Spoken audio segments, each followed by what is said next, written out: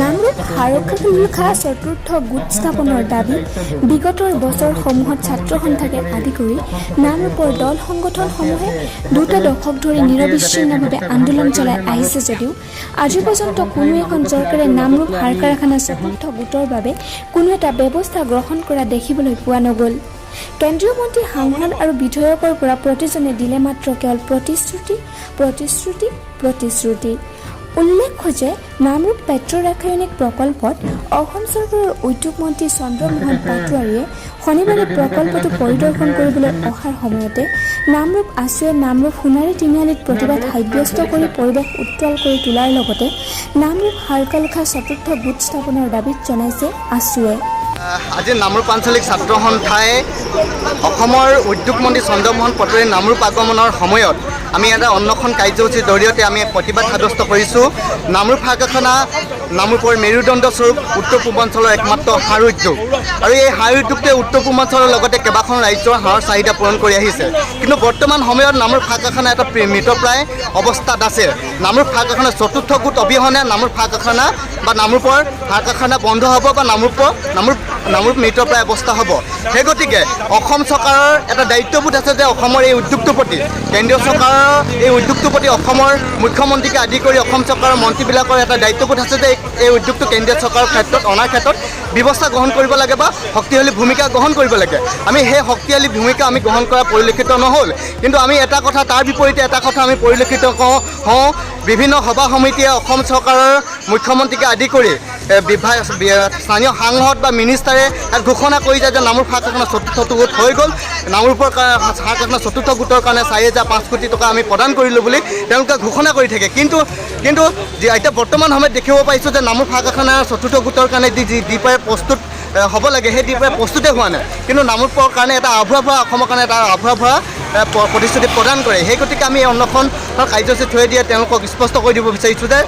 তেওঁলোকৰ প্ৰত্যেকজন অসম চৰকাৰৰ মুখ্যমন্ত্ৰী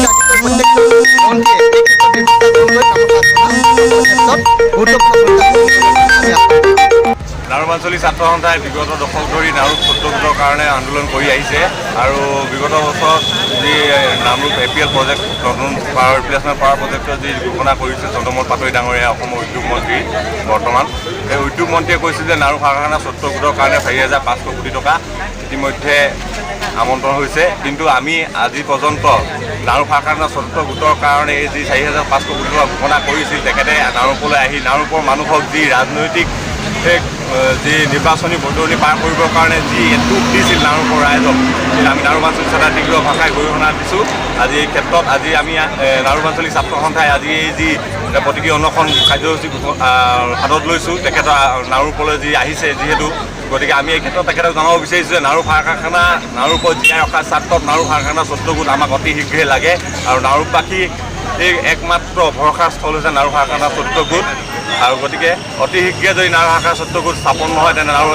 ইয়াতকৈ যদি অনাগত সময়ত কিন্তু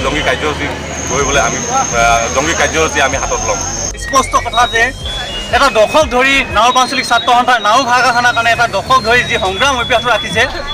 আৰু সেই সংগ্ৰাম আমাৰ ইতিমধ্যে অব্যাহত আছে। আৰু আজি যি চন্দ্ৰমোহন পাটোৱাৰী অসম চৰকাৰৰ উদ্যোগ আৰু বাণিজ্য মন্ত্ৰী চন্দ্ৰমোহন পাটোৱাৰী ডাঙৰীয়া আজি নামৰূপত যিহেতু পদাৰ্পণ কৰিছে আমি তেখেতক সক্ৰিয়নি প্ৰদান কৰিছোঁ আৰু সক্ৰিয়নি প্ৰদান কৰাৰ লগতে ছাত্ৰ সন্থাৰ এটা স্পষ্ট কথা যে নামৰূপ সাৰ কাৰখানাৰ চতুৰ্থ গোট আজি পৰ্যন্তলৈকে ঘোষণা হৈ ৰ'ল কিন্তু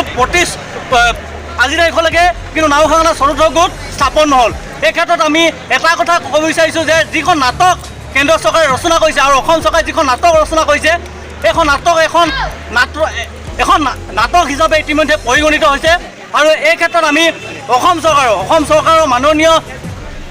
মুখ্যমন্ত্ৰীৰ পৰা আদি কৰি আমি সকলোকে এই মুহূৰ্তত আমি প্ৰত্যাহ্বান জনোৱাৰ লগতে সক্ৰিয়নি প্ৰদান কৰিছোঁ আৰু তেখেতসকলে আমি এটা কথা স্পষ্ট কৰি দিছোঁ যে নামৰূপ সাৰ কাৰখানাৰ ক্ষেত্ৰত আপোনালোকে নাটক ৰচনা নকৰিব আৰু এই ক্ষেত্ৰত যদি নাটক ৰচনা কৰিছে কিন্তু ছাত্ৰ সন্থাই কেতিয়াও আপোনালোকক ক্ষমা নকৰে। এই ক্ষেত্ৰত